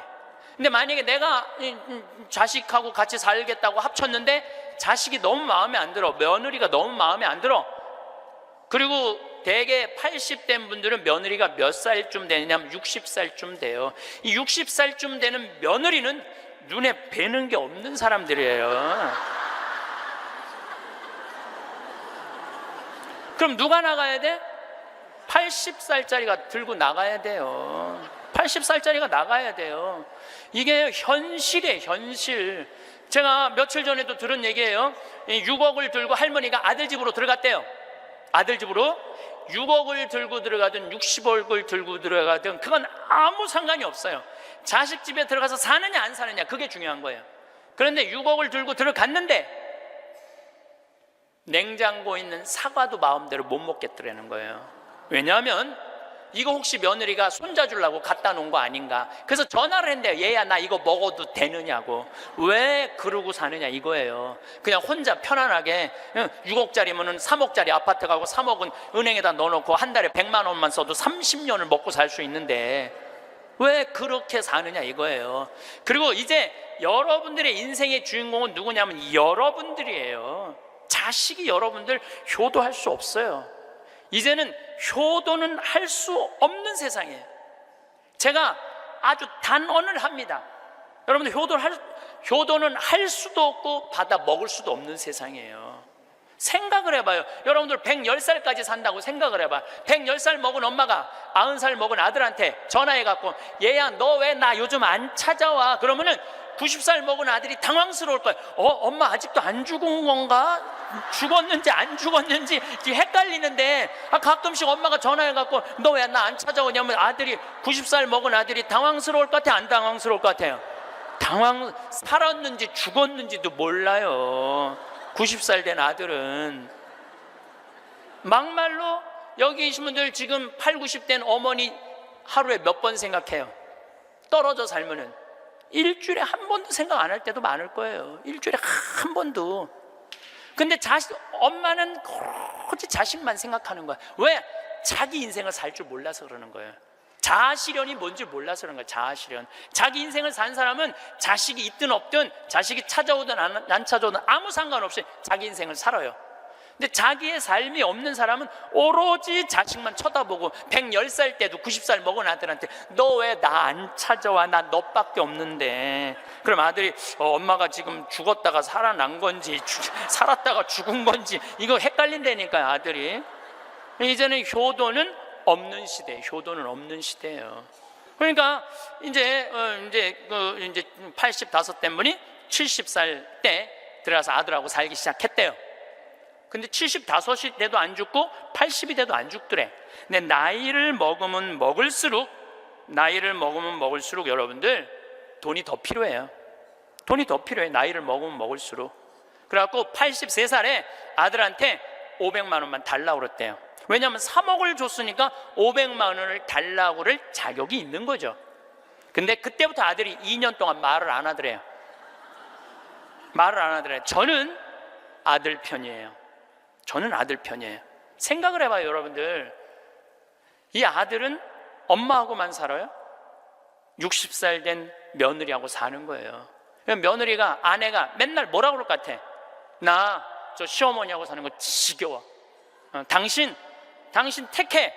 엄마야, 나야. 맨날 그래도 모시고 살아야지 어떻게 해? 지금 어머니 어딜 가라고 그런다고 맨날 이렇게 달래는 와중에 그런 상황도 모르고 500만 원 내놓으라 그러니까 이 아들이 엄마 쳐다보기가 싫은 거예요. 2년 동안 말을 안 하더래. 2년 동안. 여러분들, 한 집에 사는데 아들이 2년 동안 나 사람 취급 안 하고 말 안 하면 그 집에서 살고 싶겠어요? 살고 싶지 않죠. 그러니까 나이를 먹으면 또 어떤 문제가 있냐면 안 보이죠, 안 들리죠, 기억력 까무락까무락 거리죠, 여기 아프죠, 저기 아프죠. 그러면 그 입에서 나 행복하다, 나 기쁘다 이런 말 나올 것 같아요? 아이고 지겨워, 아이고 사는 거 힘들어 죽겠어, 차라리 죽는 게 나, 맨날 이 말 할 것 같아요. 좋은 소리도 여러 번 들으면 짜증나는데 지겹다, 죽겠다, 섭섭하다는 소리 10년 이상 들으면요 정말로 죽고 싶을 만큼 힘든 거예요. 그러니까 2년 동안 말 안 하는 거야. 이 할머니도 그 집에서 사는 게 너무 자존심이 상하는 거야. 그러니까 나한테 전화해갖고 신부님 생태마을 방 하나 달래는 거야. 와서 살겠다는 거야. 나 아직도 건강하다 이거예요. 85살이 그것도 알몸으로 와서 나하고 산다는 거야. 알몸으로. 아니 내가 20살이 나하고 와서 산다고 그래도 살까 말까 고민을 지금 해야 될 판국인데 85이 아들한테 3억 다 주고 나한테 와서 알몸으로 살겠다고. 할머니, 우리 생태마을은 피정집입니다. 그래서 할머니 드릴 방이 없습니다. 아니 내가 그 방 많은 거 아는데 왜 방이, 그 많은 방이 비느냐 이거예요. 내놓으라는 거예요. 아니, 할머니 죄송하다고, 우리는 피정집이라 내년 지금 10월 달까지 지금 실질적으로 거의 예약이 끝났어요. 할머니 드릴 방이 없어, 죄송해요. 그러니까 아니 방송 보면 우리 노인들 마음을 가장 잘하는 분이 신부님인데 막상 통화해 보니까 보는 거하고 다르다 이거예요. 방송 보는 거하고. 그래서 이 할머니가 마지막 전화기를 내려놓으면서 나한테 한 방을 먹이더라고. 뭐라고 그러냐면은 전화 막상 해보니까 신부님이나 내 아들이나 다를 바 하나도 없다고, 똑같다고 전화 끊는 거예요. 그러니까 이 할머니는 정말로 어디다 마음 둘 데가 단 한 군데도 없죠. 만약에 이 할머니가 3억을 그대로 가지고 있었다면 그 서름 안 받았을 거예요. 그 서름 안 받고 그냥 자기 인생 사는 거예요. 아들은 아들 인생 사는 거고, 그럼 서로 섭섭할 것도 없어. 원수 될 것도 없어요. 근데 뭐가 원수가 되는 줄 알아요? 줄 거 다 주고 원수가 된다니까. 줄 거 다 주고 해줄 도리 다 해고도 원수가 된다니까. 그러니까 자식한테 돈을 주는 게 아니에요. 주지 마세요. 이제 뭐하러 주세요, 자신을. 울산에서 한 할아버지가 전화를 했어요. 경찰서에. 작년에 신문에서 제가 읽은 내용이에요. 나 경찰한테 이렇게 얘기하는 거, 두유 2개로 10일을 버텼다. 두유 2개로. 난 지금 죽을 것 같다. 나를 좀 살려줘라.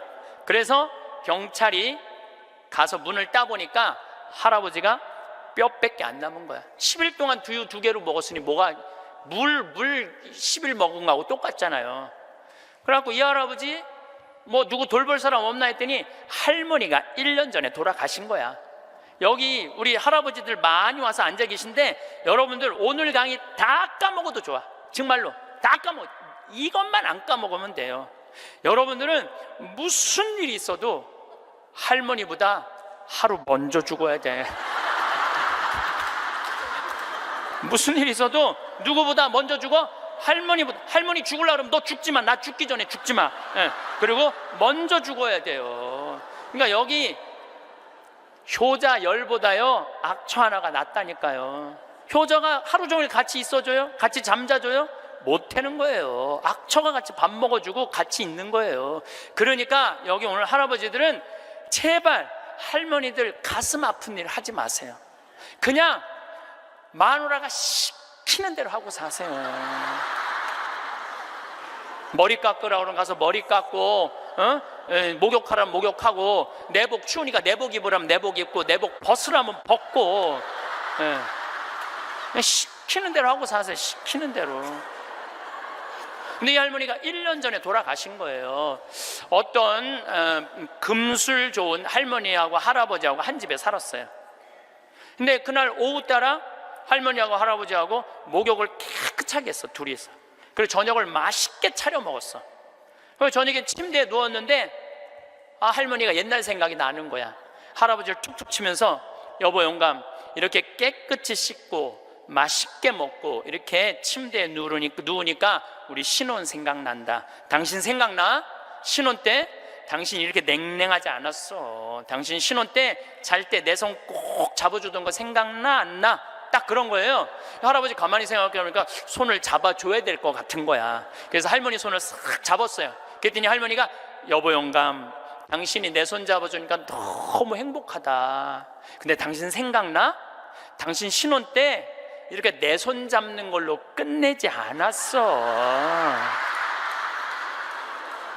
당신 잘 때마다 꼭 내버려 뽀뽀해 주던 거 생각나 안 나? 딱 그런 거예요. 생각해 보니까 뽀뽀도 해줘야 될 것 같은 거야. 그래서 할아버지가 할머니 손을 쫙 잡은 상태에서 고개를 돌려서 뽀뽀를 쭉 해줬어요. 근데 할머니가 너무 여보 영감, 당신이 내버려 뽀뽀해 주니까 나 세댁된 기분이야. 너무 행복하다. 여보 영감 너무 고마워. 근데 여보 영감, 당신 생각나? 당신 신혼 때 내버려 뽀뽀하는 걸로 끝내지 않았어.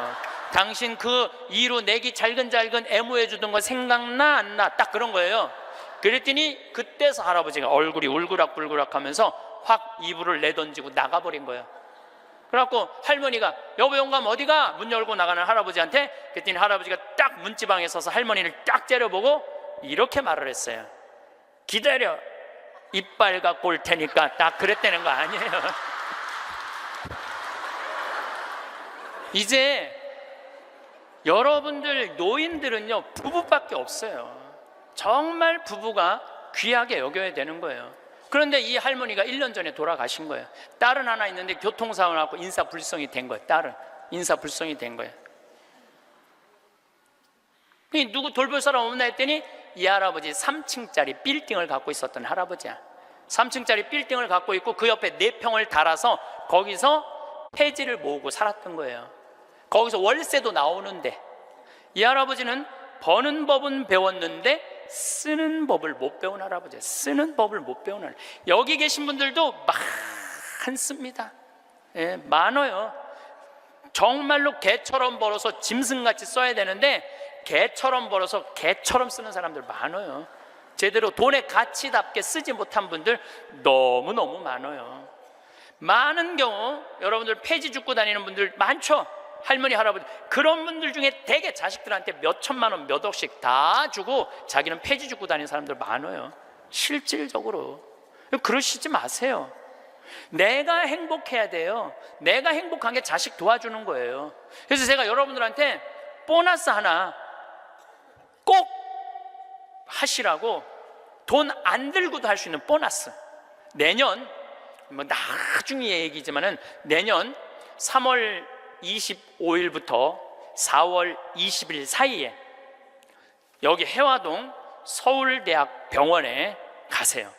서울대학병원에 가면은 그 꼭대기 층에 식당이 하나 있어요. 그 식당에 가서 비싼 거 시키지 마세요. 쟁반짜장도 팔더라고요.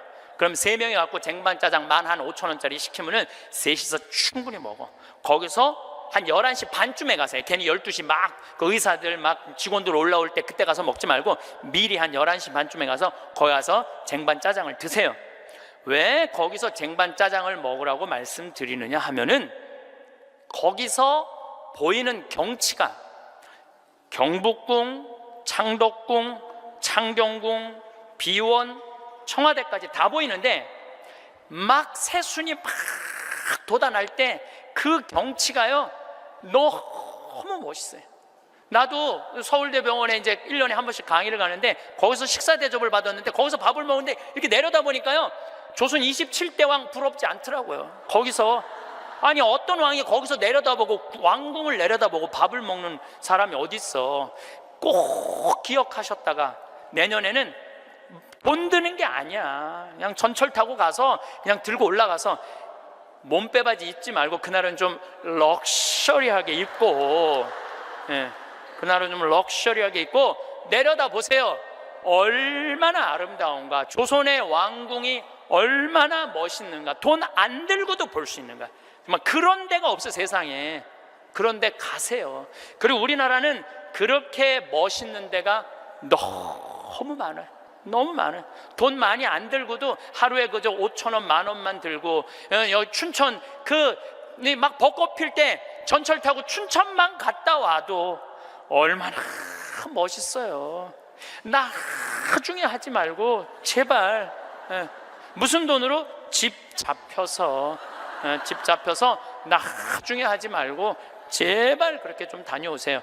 저는 이번에 남이섬을 2번을 갔다 왔어요. 남이섬을 2번을 갔다 왔는데 정말 멋있더라고요. 여러분들 내년 봄에 남이섬은 도시락 싸갖고 가도 되더라고. 도시락 이렇게 싸서 뭐 김밥 이렇게 싸갖고 마음 맞는 친구들이랑 갔다가 오세요. 매일 그렇게 다니세요. 그렇게 다녀봤자 하루에 뭐 5,000원, 10,000원 밖에 안 돼. 신부님, 그렇게 다 썼는데 그때도 안 죽으면 어떻게 해요? 걱정하지 마세요. 돈 다 썼는데도 그때도 안 죽으면 국가에서 용돈 20만 2,600원 나온다. 걱정하지 마세요. 그거 받아 쓰면 되죠. 뭘 걱정을 해요. 빚만 안 지면 돼. 근데 빚지는 것도 가만히 보면 나이 먹어서 빚지는 것도 본인이 빚지는 게 아니에요. 다 욕심 때문에 빚지는 거야. 자식 때문에 빚지는 거야. 얼마 전에도 할머니 할아버지들이 뭐 어디 해갖고 뭐 1,700억인가 다 사기로 날린 사람들, 사기만 안 당하면 돼요. 사기 당하는 이유도 여러분들이 다 욕심 때문에 당하는 거예요. 늙어서 무슨 투자를 해. 그냥 쓰다가 저기 또 돈 떨어지면 국가에서 하면 나오면 되지. 인터넷에 이런 모임도 있대요. 쓰죽해도 있대. 쓰죽해. 쓰다가 죽자. 이런 무슨 투자를 해. 괜히 쓸데없이 조이팔한테 투자해갖고 돈 날리고 그러지 마시고 그냥 맛있는 거 먹고 경치 좋은 데 다니고 그렇게 쓰세요. 제가 10년 전에 53,000원 나올 때 여러분들한테 이렇게 얘기했어요. 앞으로 20만 원 받는 시대가 올 겁니다. 이제 20만 원 나왔죠? 제가 또 말씀드릴게요. 앞으로 10년 후에 여러분들 60만 원에서 70만 원 나와요. 왜? 우리나라하고 경제가 비슷한 나라들은 다 지금 노인연금이 60에서 70만 원 정도 다 나와요. 우리나라하고 경제가 비슷한 나라들은. 우리나라만 안 하고 있는 거예요. 우리나라만 노인들한테도 안 하고 경찰한테도 안 하고 뭐 청소하는 사람들 아주 돈 안 주는 거지. 이거 다 올라와야 돼. 그리고 지금 기업에 있는 돈들 다 세금으로 뺏어갖고 그 돈 힘든 사람들한테 다 나눠줘야지 선진국으로 가요. 선진국으로 가는 길은 그 길밖에 없어요.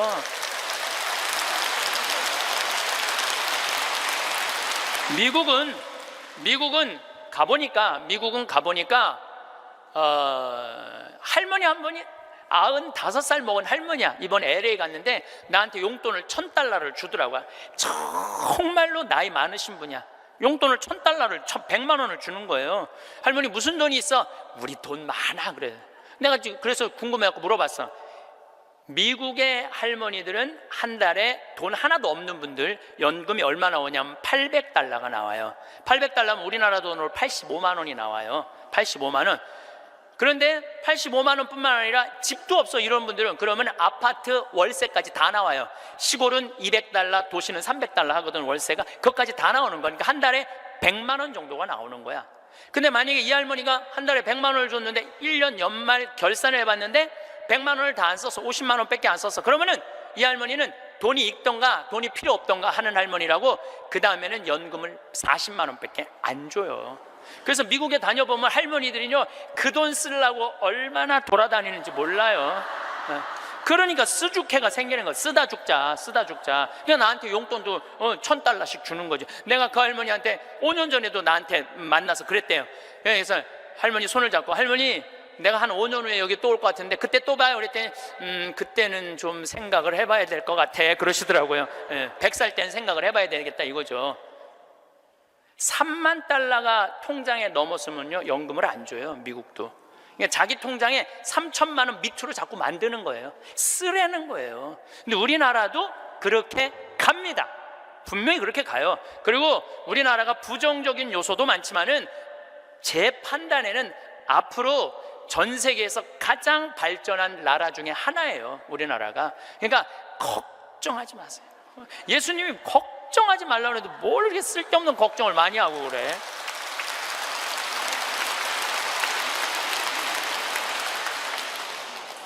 자식한테 재산 물려주지 마시고 여러분들 쓰고 싶은 거 다 쓰세요. 여행 다니고 싶은 거 여행 다니고 먹고 싶은 거 있으면 먹고 없으면은 안 쓰면 되지. 없으면 안 쓰면 돼요. 근데 있는데도 못 쓰는 사람들한테 하는 얘기예요. 있는데도 못 쓰는 분들한테 하는 얘기예요. 이제는 부모 자식 사이에 효도는 없어요. 아까도 말씀드렸지만 사랑밖에 없어요. 사랑만 남는 거예요. 부모 자식이 어렸을 때 얼마나 사랑했느냐 사랑하지 않느냐에 따라서 늙어서 자식이 찾아오느냐 찾아오지 않느냐가 결정되는 거예요. 나는 우리 어머니 아버지를 참 잘 만났어요. 참 좋은 어머니 좋은 아버지. 그 중에 어머니보다는 아버지를 잘 만난 것 같아요. 아버지를 뭐 어머니도 좋지만 아버지는 그거보다 훨씬 좋아요. 훨씬. 난 어렸을 때 아버지하고 매일 미꾸라지 잡으러 다니고 메뚜기 잡으러 다니고 도토리 밤 주스러 다녔던 기억이 참 많아요. 그리고 시험만 우리는 시험 못 봤다고 혼났던 적이 한 번도 없어. 그런데 어쨌든 시험만 끝나면 아버지가 짜장면을 사서 초등학교 때 우리는 항상 나는 한 달에 한 번은 아버지하고 짜장면을 먹으러 갔어요. 내가 2년 전에 우리 형이 둘이거든요. 형들한테 이제 무슨 같이 놀면서 나 어렸을 때 아버지가 시험 끝나면 꼭 짜장면을 사줬어. 나 막내라 그렇게 사줬는 것 같아. 그랬더니 형들이 그러는 거예요. 너도 먹었냐? 우리도 시험 끝나면 꼭 먹었는데? 그러더라고요. 생각해보니까 열받더라고요. 나는 한 달에 한 번 먹고 아버지는 한 달에 3번씩이나 먹었던가 생각을 해보니까.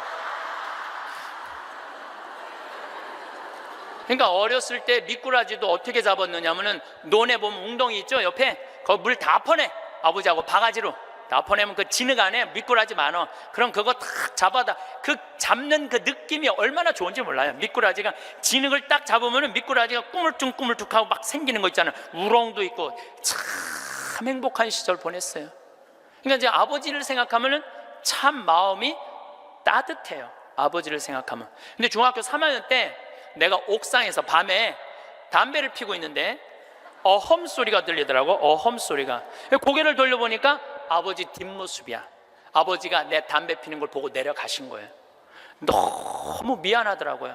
왜냐하면 나는 손찌검 한번 하신 적 없는 아버지인데 그 좋은 아버지한테 담배 피는 모습을 중학교 3학년 아들이 보였으니 얼마나 미안해요. 그냥 아버지 쳐다보기가 정말로 얼굴을 들을 수가 없었어요. 근데 아버지가 하루가 지나도 말이 없고 이틀이 지나도 말이 없는 거야. 일주일이 지났는데도 말이 없으신 거예요. 그래서 난 이렇게 생각했어요. 깜깜해서 못 보셨나 보다. 이렇게 생각을 했어요. 근데 2주일이 됐는데 2주일째 누나가 나를 부르는 거예요. 막내야. 항상 저를 막내라고 부르거든요. 우리 집에서는. 막내야, 얘기 좀 하자. 그래 얘기해. 그랬더니 너 담배 피니? 그러더라고요. 나 담배 펴. 왜냐하면 그때 제가 중학교 2학년 3학년 고등학교 1학년 거의 3년을 학교를 거의 안 다녔거든요. 뭐 여러 가지 몸이 안 좋아갖고 학교 안 다니니까 할 일이 뭐가 있어. 맨날 그냥 담배나 피고 앉아 있는 거죠. 학교 다니면 담배 필 시간 없지만 학교 안 다니니까 담배 필 시간이 얼마나 많아요. 맨날 담배나 피고 있는데 너 담배 피니? 그래서 나 담배 펴. 그랬더니 아버지가 나한테 얘기하더라. 너 건강도 안 좋은데 담배 끊었으면 좋겠다고. 그러니까 우리 아버지는 아들한테 이 얘기를 하고 싶은데 직접적으로 말하면은 서로 간에 충격이 있을 것 같은 생각을 하신 거예요. 그러니까 내하고 제일 친한 누나한테 얘기를 한 거죠. 그래서 아주 정중한 나한테 부탁을 해 오신 거죠. 그때 내가 받은 아버지에 대한 감동은요, 이거는 지금도 나는 아버지가 세상에서 제일 커요. 아버지가 세상에서 제일 큰 분이에요. 내 인생에 있어서.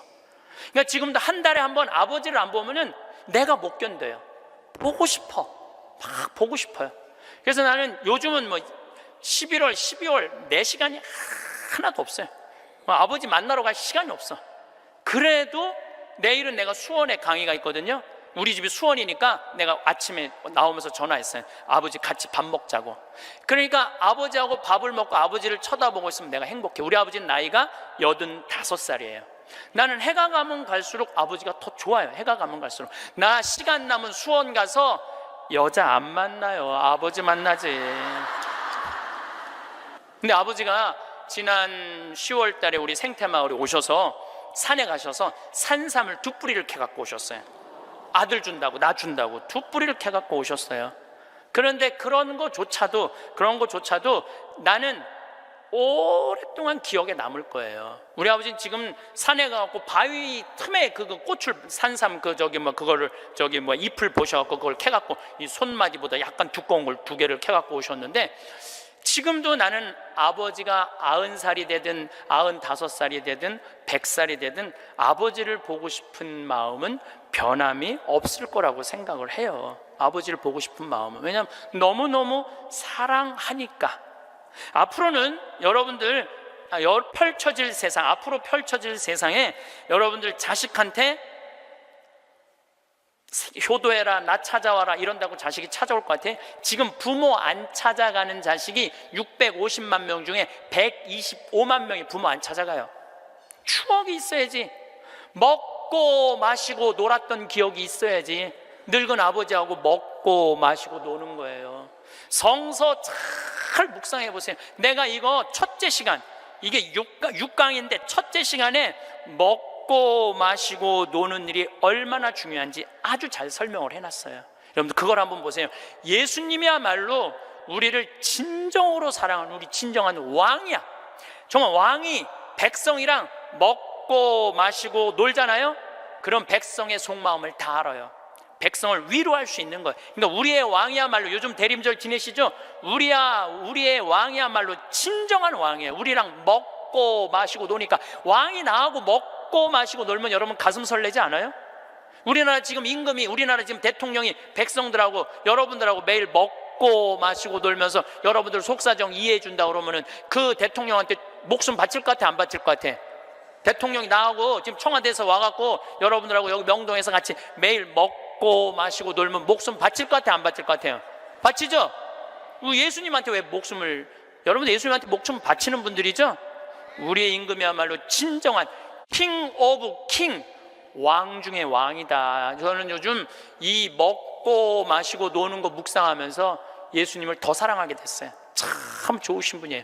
해리 리버맨이라는 할아버지가 있어요. 이 할아버지는 나이가 몇 살이냐면은 104살에 돌아가셨어요. 미국, 원래는 유태인이야.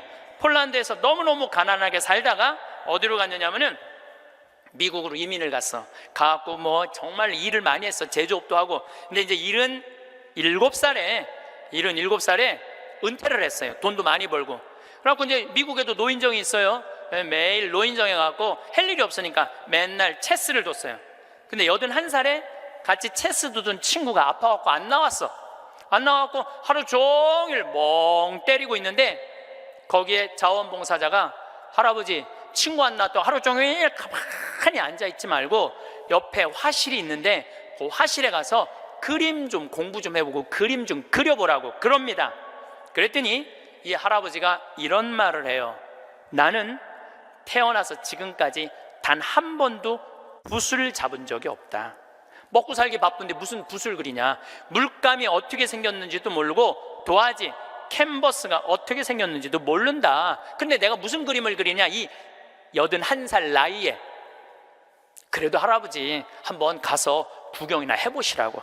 그래서 할아버지를 살살 꼬셔서 화실에 갔어요. 근데 이 할아버지가 화실에 가서 붓을 보고 물감을 보고 캔버스를 보는 순간 어떤 생각이 들었느냐면은 어렸을 때 폴란드의 그 아름다운 경치를 그리고 싶었던 거야. 그래서 붓을 들어 그림을 그리기 시작을 했어요. 근데 이 할아버지가 색깔을 조합하고 그림을 그리는데 프랑스의 샤갈이라는 화가보다도 그림을 더 잘 그리는 거야. 그래서 이 할아버지 별명이 미국의 샤갈이에요. 그래서 이 할아버지가 뭐 배울 것도 없어. 기본적인 몇 가지만 하고부터 전시회를 했는데 101살까지 전시회를 해요. 근데 101살까지 전시회를 하는데 나이 먹으면 보통 전시회하면은 동네에서 그런 식으로 하잖아요. 근데 이 할아버지는 그런 전시회가 아니야. 그런 전시회가 아니라 어떤 전시회냐면 미국의 모든 미술관이 와서 이 할아버지 그림을 소장하고 싶어서 경매를 할 정도로 유명한 전시회를 해요. 101살 때 20일에 전시회를 할 때 기자 400명이 모였대요. 기자들이 물어봤대요. 할아버지한테, 할아버지 어떻게 이렇게 20일에 걸쳐서 이 세계적인 그림을 그릴 수 있느냐고. 할아버지 대단하다고. 그랬더니 이 해리 리버맨이라는 할아버지가 이런 말을 해요. 나는 내 그림이 유명한지 안 유명한지 난 잘 모르겠다. 근데 나는 81살부터 101살까지 내 인생은 가장 찬란하고 가장 행복했다. 내가 이렇게 그림을 그리면서 내 101살까지 살 수 있었던 것은 내 인생의 최대의 축복이다. 그리고 이 할아버지는 104살에 세상을 떠나세요. 여기 계신 모든 분들 지금 안에 재능이 있을 것 같아요? 없을 것 같아요? 재능이 있어요. 지금 60, 70, 80 되신 분들도 재능이 다 있으세요. 오늘 아침에 잠깐 보니까 할머니들이 시집도 냈던데, 이 한글 배워갖고 시집도 냈어요. 그런데 참 내가 보기에는 그분들 대단한 분들이에요. 뭔가를 나이를 먹어도 77살에 시금치네라는 시를 썼는데 참 멋있더라고요. 여기 계신 여러분들도 지금 안에 다 있어요. 다 있으니까 난 다 살았다, 죽을 날만 기다린다, 제발 이러지 마세요. 또 나중에 할 생각도 하지 말고 언제 해? 지금 하세요. 지금 책도 사서 읽고 글도 쓰고, 저는 문인 등단하고 이번엔 펜팔 회원이 됐어요. 글 쓰는 펜팔 회원이 됐어요. 너무너무 재밌어요. 글 쓴다는 게, 그 펜팔, 내 국제 펜팔 회원이 된 이유는 그 펜팔 회에는 되게 노벨상 받은 사람을 초대해서 강의를 들어요. 그런 강의를 듣고 싶어서 내가 회원 거기 심사해 해갖고 통과가 돼갖고 했는데, 정말 저도 나이를 먹었고 글 공부를 하면서 하루하루가 너무너무 신이 나는 거예요. 여러분들도 사는 것처럼 사세요. 제발 자식들한테 전화하고 그러지 말고, 그것도 110살에 전화해갖고 너 왜 나 안 찾아오냐 이러지 마시고, 여러분들의 인생을 사시기를 바라겠습니다. 마침 기도로 제가 자식들하고도 가장 중요한 건 사랑입니다. 사랑에 관련된 성서 구절로 마침 기도를 바치겠습니다. 성부와 성자와 성령의 이름으로 내가 인간의 여러 언어와 천사의 언어로 말한다 하여도 나에게 사랑이 없으면 나는 요란한 징이나 소란한 꽹과리에 지나지 않습니다. 내가 예언하는 능력이 있고 모든 신비와 지식을 깨닫고 산을 옮길 수 있는 큰 믿음이 있다 하여도 나에게 사랑이 없으면 나는 아무것도 아닙니다. 내가 모든 재산을 나누어 주고 내 몸까지 자랑스레 넘겨준다 하여도 나에게 사랑이 없으면 나에게는 아무 소용이 없습니다. 사랑은 참고 기다립니다. 사랑은 친절합니다. 사랑은 시기하지 않고 뽐내지 않으며 교만하지 않습니다. 사랑은 무례하지 않고 자기 이익을 추구하지 않으며 성을 내지 않고 앙심을 품지 않습니다. 사랑은 모든 것을 덮어주고 모든 것을 믿으며 모든 것을 바라고 모든 것을 견디어냅니다. 영광이 성부와 성자와 성령께, 성부와 성자와 성령의 이름으로 아멘. 감사합니다. 황창현 신부님께서 직접 쓰신 글입니다. 행복하려면 바로 지금 행복하라. 토끼와 거북이 2000년 만에 다시 만나다. 토끼와 거북이 이야기는 2000년 전 이솝우화에 등장합니다. 사람들은 지난 2000년 동안 느림보 거북이가 날쌘 토끼에게 이긴 시합이라고 알고 있지만 요즘 새로운 버전의 토끼와 거북이 이야기가 나왔습니다. 오랜 세월 자존심이 상한 채로 살아온 토끼가 거북이를 찾아가 재대결을 요구하면서 이야기는 시작됩니다. 거북이가 토끼의 도전을 흔쾌히 받아들여 역사적인 2차전이 벌어졌습니다. 토끼와 거북이는 재대결 날짜를 정하고 각자 만반의 준비에 들어갔습니다. 누가 이기든 세상에 소문이 날 테니 보통 중요한 시합이 아닙니다. 토끼는 무엇보다 잠을 줄이는 일이 먼저라 판단하고 신경정신과 의사를 찾아가 상담을 하고 잠을 쫓는 약을 처방받으며 만전을 기했습니다. 거북이라고 가만히 있을 리 없습니다. 거북이는 토끼처럼 뒷다리를 똑바로 세우는 연습도 해보고 등딱지를 가볍게 하기 위해 성형외과 병원에도 다녔습니다. 드디어 재대결이 시작되었습니다. 각자 맹운년을 한 토끼와 거북이는 처음부터 전력 질주를 했습니다. 하지만 쏟아지는 잠을 주체하지 못한 토끼는 어쩔 수 없이 중간에 잠깐 잠을 잤습니다. 그래도 워낙 중요한 시합이라 2시간 잘 것을 1시간만 자고 벌떡 일어납니다. 그러는 동안 쉬지 않고 달린 거북이는 마침내 결승점을 코앞에 두게 되었습니다. 거북이가 뒤를 돌아보니 토끼는 그림자도 보이지 않아서 이번에도 승리할 가능성이 높아졌습니다. 그러면 그렇지. 이솝 아저씨가 만들어낸 2000년 동안의 영웅이 하루아침에 패배자로 전락할 리가 없지. 승리를 확신한 거북이가 아주 잠깐 방심하는 사이에 토끼가 총알같이 달려와 거북이를 간발의 차이로 이겨버립니다. 이제 억울하고 분한 쪽은 거북이입니다. 묵묵한 성실함으로 지난 2000년 동안 승리의 월계관을 쓰고 명예롭게 살아왔는데 졸지의 패배자가 되다니 도저히 받아들일 수 없습니다. 절치부심한 거북이는 도전장을 내밀었고 토끼가 이를 받아들입니다. 거북이는 피나는 노력을 합니다. 뒷다리는 물론이고 앞다리까지 고추 세우는 훈련을 하고 토끼가 잠을 자는 나뭇가지에 수면 유도제 분말 가루를 달아놓고 리모컨으로 가루를 분사할 계획까지 세우는 등 치밀한 준비를 합니다. 토끼도 열심히기는 마찬가지입니다. 달리다 지치지 않도록 저명한 내과 의사에게 부탁한 특수 영양제를 먹고 그것도 안심이 되지 않아 이번 시합에는 아예 각성제를 먹더라도 잠을 자지 않겠다고 결심합니다. 다시 벌어진 3차전에서 토끼는 앞다리까지 바짝 세우고 내달리는 거북이를 보며 마음을 다잡습니다. 나무 밑에 이르렀을 때 거북이가 매달아 놓은 수면 유도제 분말가루 탓에 갑자기 졸음이 밀려와 잠시 비틀거렸지만 이래서는 안 된다며 머리를 흔들고 계속 내달렸습니다. 마침내 토끼는 거북이가 도저히 따라올 수 없게 간격을 벌리고 여유롭게 결승점을 통과했습니다. 3차전 시합까지 패배한 거북이는 가문에 수치라며 너무도 상심한 끝에 우울증에 걸리고 말았습니다. 이대로 패배자라는 낙인을 떠안고 살아가느니 죽는 게 낫다는 생각합니다. 이런 거북이를 보며 할아버지 거북이가 말했습니다. 손자야, 슬퍼하지 마라. 너는 토끼 평균 수명이 얼마나 되는지 아느냐?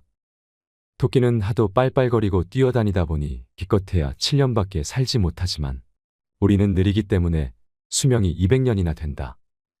원래 느린 게 우리 숙명인데 왜 되지도 않게 토끼를 이기겠다고 앞다리 뒷다리를 세우며 힘들게 사느냐. 천천히 살아라. 그게 바로 내 운명이다. 제가 하고 싶은 말은 바로 이것입니다. 지금 대한민국 부모들은 자녀들을 기껏해야 7년밖에 살지 못하는 토끼로 만들려고 안달하고 있습니다. 200년을 사는 거북이를 닮으면 절대 안 된다면서 채찍질을 하며 잠도 재우지 않고 공부를 시킵니다. 얼마 전에 지인으로부터 잊지 못할 이야기를 들었습니다. 서울의 어느 유치원에서 아이들을 숲속에 데려가 자연과 호흡하게 했는데 아이들이 살랑거리는 바람 속에서 흙냄새를 맡고 나뭇가지에 숨어있는 작은 벌레들과 대화하며 그렇게 좋아하더랍니다. 그런데 한 어머니가 달려와 원장에게 이런 말을 했답니다. 아이들이 숲속을 걸으면서 영어 단어 하나라도 더 외우게 하면 참 좋겠네요. 다음엔 꼭 그렇게 해주세요. 참으로 안타까운 일입니다. 여러분, 행복하려면 지금 바로 행복해야 합니다. 내가 지금 행복해야 내 자녀도 행복해질 수 있습니다. 이상으로 책틀맨이었습니다. 지혜를 쌓는 당신의 오늘이 아름답습니다. 더 좋은 영상으로 찾아뵙겠습니다.